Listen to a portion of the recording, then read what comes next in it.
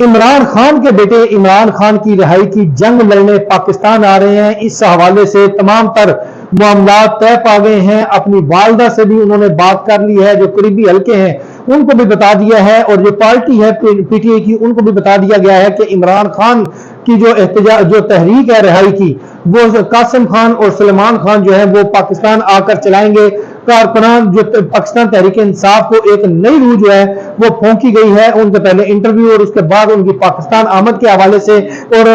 یہ جو طے کر لیا گیا ہے کہ اب وہی وہ تحریک چلائیں گے اور عمران خان کی رہائی تک یہ جو احتجاجی تحریک ہے وہ چلتی رہے گی۔ جلد حکومت کو پریشرائز کر کے عمران خان کو باہر نکالا جائے گا، اور بیٹوں کی یہ خواہش ہے کہ عمران خان کو جیل سے نکال کر پہلے پاکستان میں رکھا جائے اور اس کے بعد کچھ عرصہ کے لیے ان کو بیرون ملک لے جایا جائے۔ تاہم یہ جو ہے وہ جنید اکبر جو بھی تحریک اناؤنس کریں گے احتجاج کی،